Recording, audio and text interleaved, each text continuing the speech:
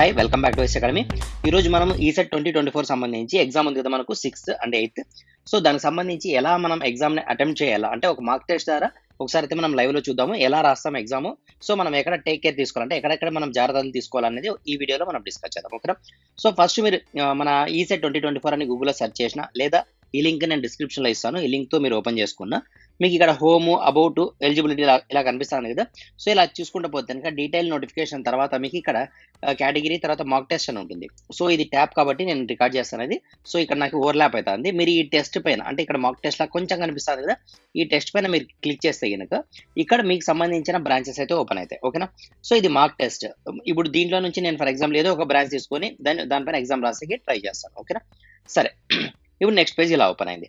అంటే మీరు ఎగ్జామ్ హాల్లో పోయిన తర్వాత మీకు సిస్టమ్ పైన ఇలా కనిపిస్తూ ఉంటుంది. ఓకేనా. సిస్టమ్ ఇలా కనిపిస్తూ ఉంటుంది, మీరు కూర్చున్న సిస్టమ్. సో మీరు చెక్ చేసుకోవాల్సింది ఏమంటే ఇంకా ఇక్కడ మీ నేమ్ ఉందా లేదా చెక్ చేసుకోవాలా, మీ ఫోటో ఉందా లేదా చెక్ చేసుకోవాలా. ఫర్ ఎగ్జాంపుల్ ఇక్కడ మీ ఫోటో కానీ లేదా నేమ్ కానీ ఏదైనా మిస్టేక్ ఉంటే కనుక సో ఇమీడియట్గా మీరు ఏం చేయాలి, అక్కడ ఉన్న ఎవరైతే ఎగ్జామినర్ ఉంటారో ఆయనకి ఇంటిమేట్ చేయాలి. సార్ నా పేరు ఇక్కడ లేదు, పోనీ నా పేరు ఉంది, ఫోటో నాది కాదు, ఇలాంటి ఏమైనా వేరియేషన్స్ ఉంటే కనుక ఆయనతో డిస్కస్ చేసి ఆయన ఏమైనా కరెక్షన్స్ ఉంటే దాన్ని మాడిఫై చేసేసి మీకు రెక్టిఫై చేసి ఇస్తారు. అంతే తప్ప మీరు ఎగ్జామ్ స్టార్ట్ అయిన తర్వాత ఇక్కడ ఏమైనా మిస్టేక్స్ చూసినా కూడా దాన్ని వాళ్ళు సాల్వ్ చేయలేరు, ఎందుకంటే ఎగ్జామ్ స్టార్ట్ అయిపోయింది కాబట్టి. ఓకే. సో బిఫోర్ ద ఎగ్జామే మనం దీన్ని జాగ్రత్తగా చూసుకోవాలి. నేమ్ ఒకటి, ఫోటో ఒకటి. వన్స్ అయిపోయిన తర్వాత వాళ్ళు ఇక్కడ లాగిన్ క్రెడెన్షియల్స్ చెప్తారు. సో దాని ప్రకారంగా మనం అయితే ఇక్కడ ఎంటర్ చేస్తాము. ఇప్పుడు మీరు మాక్ టెస్ట్ రాయాలంటే మాత్రం ఇక్కడ ఏం అవసరం లేదు, డైరెక్ట్గా సైన్ ఇన్ పైన క్లిక్ చేస్తే ఇంకా మీకు ఎగ్జామ్ ఇది మన లాగిన్లోకి వెళ్ళిపోతుంది. అంటే ఎగ్జామ్ మాక్ టెస్ట్ ప్యాటర్న్లోకి వెళ్ళిపోతుంది. అర్థమైందా. సో సేమ్ ఇది ఎగ్జామ్లో కూడా అంతే. మీరు ఫైనల్ ఎగ్జామ్ ఏదైతే రాస్తారో ఈ సెట్ ఎగ్జామ్ అప్పుడు కూడా లాగిన్ తర్వాత ఈ పేజ్ ఓపెన్ అవుతుంది. ఇక్కడ మీకు ఇన్స్ట్రక్షన్స్ ఉంటాయి. సో ఇక్కడ క్లియర్గా అయితే చెప్పడం జరిగింది, you have not wasted this question. మనం క్వశ్చన్ అసలు చూడకపోతే ఎలా కనిపిస్తుంది, యూ హ్యావ్ నాట్ ఆన్సర్డ్, క్వశ్చన్కి ఆన్సర్ రాయకపోతే ఎలా కనిపిస్తుంది, ఆన్సర్ రాస్తే ఎలా కనిపిస్తుంది, ఆన్సర్ రాసినాం కానీ కొంచెం డౌట్ ఉంది మరి చూద్దాంలే అంటే రివ్యూ కోసం పెడితే ఇలా కనిపిస్తుంది. అర్థమైంది కదా. ఇలా 4 ఆప్షన్స్ అయితే కనిపిస్తాయని మనకి ఇన్స్ట్రక్షన్స్ ఇవ్వడం జరిగింది. సో ఇదంతా జాగ్రత్తగా చూసుకోవాలా. తర్వాత మనకున్నది టైం ఎంత అంటే 180 minutes, అంటే 3 hours, టోటల్ 200 క్వశ్చన్స్ మనకు తెలిసినదే కదా. సో ఇవన్నీ ఒకసారి అయితే జాగ్రత్త చదువుకోండి, మీకు యూస్ఫుల్ అవుతాయి ఎగ్జామ్లో. సరేనా, అర్థమైందా. మనం ఎగ్జామ్ రాస్తాం కాబట్టి మీకు క్లియర్గా అర్థమవుతుందండి, నో ప్రాబ్లం. ఓకేనా. సో వన్స్ ఇవన్నీ క్లియర్గా అయిపోయిన తర్వాత మీరు నెక్స్ట్ ఏం చేయాలా, ఇక్కడ కింద నెక్స్ట్ అనే బటన్ ఉంది కదా, ఈ బటన్ పైన ప్రెస్ చేయండి ఇన్స్ట్రక్షన్స్ అన్ని చదివిన తర్వాత. ఇక్కడ చూడండి మ్యాథమెటిక్స్, ఫిజిక్స్, కెమిస్ట్రీ, నేను మెకానికల్ ఇంజనీరింగ్ అనుకోండి. సో మెకానికల్ సంబంధించిన క్వశ్చన్ పేపరే నాకు వస్తుందా నాకు ఇక్కడ అర్థమైంది. ఫర్ ఎగ్జాంపుల్ నేను మెకానికల్ స్టూడెంట్ కానీ ఇక్కడ నాకు బ్రాంచ్ కనిపించలేదు అనుకోండి, వేరే బ్రాంచ్ కనిపించింది అనుకోండి, అప్పుడు మీరు ఇమీడియట్గా ఇంటిమేట్ చేయాలా ఇన్స్ట్రక్టర్కు. ఓకేనా. సో నేను మెకానికల్ స్టూడెంటే, మెకానికల్ బ్రాంచే కనిపించింది కాబట్టి ఈ క్వశ్చన్ పేపర్ నాదే, సో నో డౌట్. సో ఇప్పుడు మనం ఎగ్జామ్ స్టార్ట్ చేయాలి. ఎలా స్టార్ట్ చేస్తాం, ఇక్కడ టిక్ మార్క్ ఉంది కదా, ఆ టిక్ మార్క్ పైన క్లిక్ చేస్తాం. రెడీ అంటే I am ready to begin అని ఉంటుంది కదా, ఈ బటన్ పైన మనం ప్రెస్ చేస్తాం.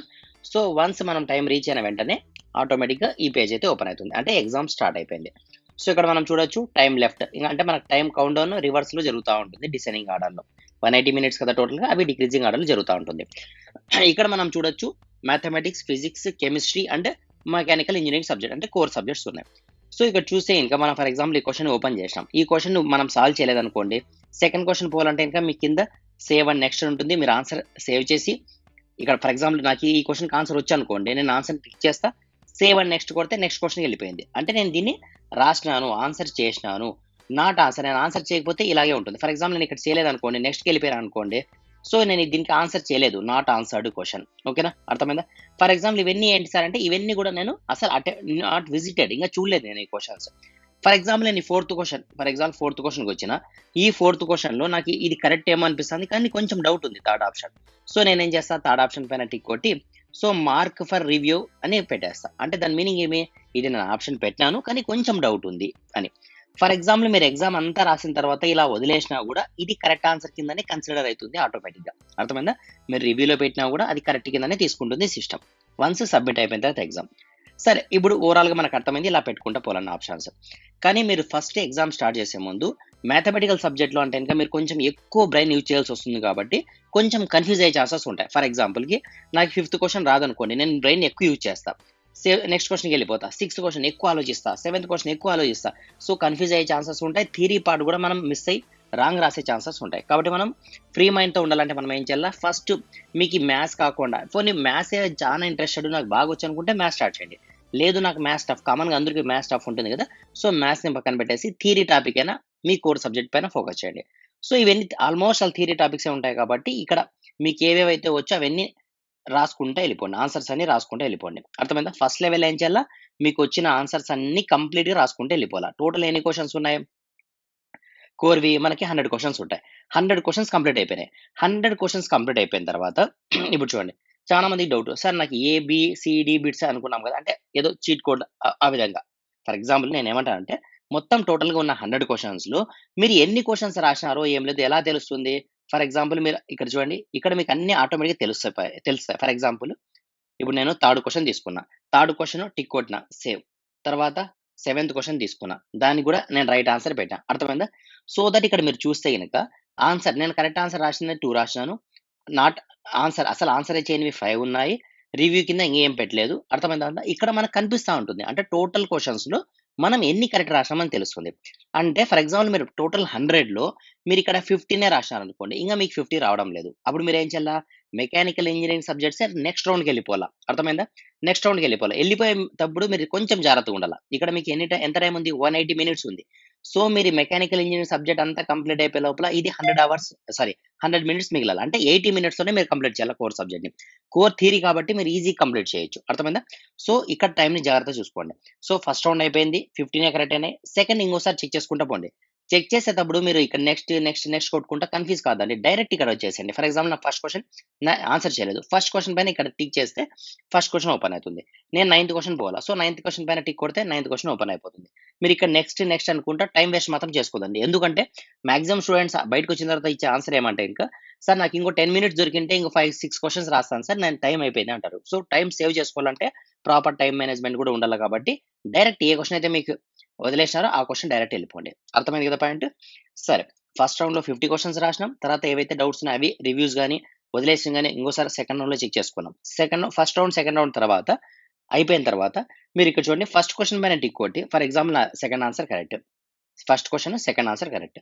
థర్డ్ క్వెషన్‌లో థర్డ్‌ది కరెక్ట్ ఎగ్జాంపుల్‌కి. ఇప్పుడు నేను ఫస్ట్ క్వెషన్ నుంచి చెక్ చేసేటప్పుడు బి, తర్వాత సి, తర్వాత బి అంటే ఇలా నేను రఫ్‌గా చూసుకుంటూ పోయినా లేదా ఒక పేపర్‌లో మీరు రాసుకోండి. అంటే ఏ, బి, సి, డి అని 4 ఆప్షన్స్ పెట్టుకొని దేంట్లో ఎక్కువ వస్తున్నాయో కొంచెం రిమైండ్ చేసుకోండి. మైండ్‌తో కాలిక్యులేట్ చేసుకొని ఒకసారి చూసుకోండి. ఏ, బి, సి, డిలో ఏవి ఎక్కువ వస్తున్నాయి. ఫర్ ఎగ్జాంపుల్ మీకు ఈ మొత్తం 100 క్వెషన్స్‌లో మీరు 60 క్వెషన్సే అంటే ఫస్ట్ రౌండ్‌లో 50 క్వెషన్స్ రాసినారు కరెక్ట్‌గా. తర్వాత సెకండ్ రౌండ్‌లో చెక్ చేసుకొని రివ్యూస్ గాని, వదిలేసినవి గాని ఇంకో 10 క్వెషన్స్ రాసినారు. అంటే 60 క్వెషన్స్ అయిపోయినాయి. ఇంక రిమైనింగ్ ఎన్ని మిగిలినాయి? 40 క్వెషన్స్ మిగిలాయి. ఈ 40 క్వెషన్స్‌లో మీకు బి ఆన్సర్ ఎక్కువొచ్చిందనుకోండి. ఫర్ ఎగ్జాంపుల్ బి ఆన్సర్స్ ఎక్కువొచ్చినాయి. అప్పుడు బిని వదిలేసి సి గాని, డి గాని, ఏ గాని ఏదో ఒక దాన్ని చూజ్ చేసుకోండి. ఆ చూజ్ చేసుకునే దాంట్లో ఏని, డికి తక్కువ ప్రిఫరెన్స్ ఇయ్యండి. ఫర్ ఎగ్జాంపుల్ మీకు బి ఆన్సర్స్ ఎక్కువొస్తే సికి ఇంపార్టెన్స్ ఇయ్యండి. అంటే మాక్సిమం అన్నీ గూడా 40కి 40 గూడా అన్నీ గూడా సీనే పెట్టేసేయండి. అర్థమైందా? సో దట్ మనకేమైతాయి ఆ 40లో ఫర్ ఎగ్జాంపుల్ 4 ఆప్షన్స్ ఉన్నాయి. 40లో 10, 10, 10 ఉండే ఛాన్సెస్ ఉన్నాయి. ప్రాబబిలిటీ ఉంది కాబట్టి అట్‌లీస్ట్ మీకు మినిమమ్ వరస్ట్ కేస్‌లో గూడా 10 మార్క్స్ వస్తాయి. ఆల్రెడీ మనం 60 కరెక్ట్ రాసినాం. ఇదొక 10 కాబట్టి 70 కరెక్ట్ రాసినాం కాబట్టి ఖచ్చితంగా మీరు కోర్‌లో 70 ప్లస్ వస్తే గనక ఖచ్చితంగా మీకు ర్యాంక్ అయితే గనక 200 బిలోనే వచ్చే ఛాన్సెస్ ఉన్నాయి కాబట్టి మీరు మంచి ర్యాంక్‌తోనే బయటికొస్తారు. అర్థమైంది కదా! క్లియర్ కట్‌గా. వన్స్ ఇది అయిపోయిన తర్వాత అంటే ఇదంతా కంప్లీట్ అయ్యాక మీకెంత 80 మినిట్స్‌లో కంప్లీట్ కావాలా. ఎందుకు? మీకిక్కడ ఫిజిక్స్, మ్యాథ్స్ అనేది చాలా టైం ఎక్కువ తీసుకుంటుంది కాబట్టి మాక్సిమం 80 మినిట్స్ లోపల ఇది కంప్లీట్ అయిపోవాల. వన్స్ కంప్లీట్ అయిపోయిన తర్వాత మీకు ఈ 3లో ఏది ఈజీ అనిపిస్తే కూల్ మైండ్‌తో దాన్ని ఓపెన్ చేసుకోండి. ఈజీనా? సో, మ్యాథ్స్ ఓపెన్ చేసుకోండి. దీంట్లో కూడా అంతే. మ్యాథ్స్‌లో మొత్తం ఎన్ని క్వెషన్స్ ఉంటాయి? 50 క్వెషన్స్ ఉంటాయి. ఫస్ట్ రౌండ్ ఏం చేయాలా? మీకొచ్చిన ఆన్సర్స్ అన్నీ రాసుకుంటా పోలా. సెకండ్ రౌండ్ ఏం చేయాలా? రివ్యూలో ఉన్నటివి గాని, నాట్ ఆన్సర్ క్వెషన్స్ గాని రాయాల. సో, ఎన్నైనాయో చూసుకోండి. చూసుకున్న తర్వాత ఏవైతే మీకు మిగిలినాయో అంటే ఏవైతే ఎక్కువ కరెక్ట్ ఆన్సర్‌లొచ్చినాయో అది వదిలేసి రిమైనింగ్ దానికి ఒకటే ఆప్షన్‌ని చూజ్ చేసుకోండి. అది బినా, సినా, డీనా మీ ఇష్టం. ఓకేనా? మీ లక్ పైన డిపెండ్ అయి ఉంటుంది. అది ఎగ్జాక్ట్‌గా రాదు మనకు. లక్ పైన డిపెండ్ అయి ఉంటుంది. సో, దాన్ని ఆప్షన్ బేస్ చేసుకొని మీరు చూజ్ చేసుకోండి రిమైనింగ్ అన్నిటి కూడా. వన్స్ మ్యాథ్స్ కంప్లీట్ అయిపోయిన తర్వాత ఫిజిక్స్ రాండి, కెమిస్ట్రీ రాండి. సో, మనకు 1 అవర్ మిగిలింది గదా! ఇంక 1 అవర్ అంటే 1 అవర్ కాదు. 100 మినిట్స్ మిగిలింది గదా! సో, మనకి 100 మినిట్స్‌లో కాలిక్యులేట్ చేసుకోండి. ఫర్ ఎగ్జాంపుల్ దీనికొక అంటే లాస్ట్ 100లో ఒక 50 మినిట్స్ వచ్చేంత వరకు దీనిపైన మనం దీనిపైన ఫోకస్ చేయండి. తర్వాత ఫిజిక్స్ పైన రండి. తర్వాత కెమిస్ట్రీ పైన రండి. అర్థమైందా? సో, ఈ విధంగా టైమ్ డిక్రీజ్ చేసుకుంటా రండి. ఇక్కడ ఈ విధంగా టైమ్‌ని సేవ్ చేసుకుంటా, ఇక్కడ చూసుకుంటా, ఆప్షన్స్ బేస్ చేసుకుంటా, ఫస్ట్ మీకొచ్చినేటివి, తర్వాత రివ్యూవి, తర్వాత నాట్ ఆన్సర్‌వి ఇవి ఇలా మీరు ప్లాన్ చేసుకుంటూ పోతే గనక ఖచ్చితంగా అంటే ఖచ్చితంగా మీకు బెస్ట్ ర్యాంకే వస్తుంది. No doubt at all. అర్థమైంది కదా! ఇది ఎక్కడి నుంచి ఓపెన్ చేయాలో ఈ లింక్ కూడా నేను డిస్క్రిప్షన్‌లో ఇస్తాను. మీరు ఏ బ్రాంచ్ అయితే ఆ బ్రాంచ్ పెట్టుకొని ఒక్కసారి మాక్ టెస్ట్ చేసేకి ట్రై చేయండి. నేను చెప్పిన ఏదైతే కోడ్ చెప్పినానో దాని ప్రకారంగా ఒకసారి ప్రాక్టీస్ చేయండి. సో దట్ మీకేమైతుందంటే ఎగ్జామ్‌లో టైమ్ వేస్ట్ కాదు, క్లమ్జీనెస్ అనిపియదు కాబట్టి మీరు డైరెక్ట్ ఎగ్జామ్ రాస్తారు. కోర్ సబ్జెక్ట్ మ్యాథ్స్, ఫిజిక్స్, కెమిస్ట్రీలో మీకు ఏదైతే ఈజీ ఉందో అది, తర్వాత ఫిజిక్స్ సబ్జెక్ట్, లాస్ట్‌లో కెమిస్ట్రీ సబ్జెక్ట్ ఈ విధంగా రాసేసుకొని కంప్లీట్‌గా ఫోకస్‌గా మంచి మార్క్స్‌తో, మంచి ర్యాంక్‌తో, మంచి మార్క్స్‌తో బయటికొస్తారు. మంచి కాలేజ్‌లో సీట్ వస్తుంది. తర్వాత మన కెరియర్ అంతా మనం ఏదైతే అనుకున్నామో దానికంటే కూడా బెటర్‌గా ఉంటుంది. ఓకే. అందరికీ ఆల్ ది బెస్ట్. ఈ విధంగా అయితే ప్రాక్టీస్ చేయండి. ఒక్కసారన్నా at least before the exam. Okay. Thank you.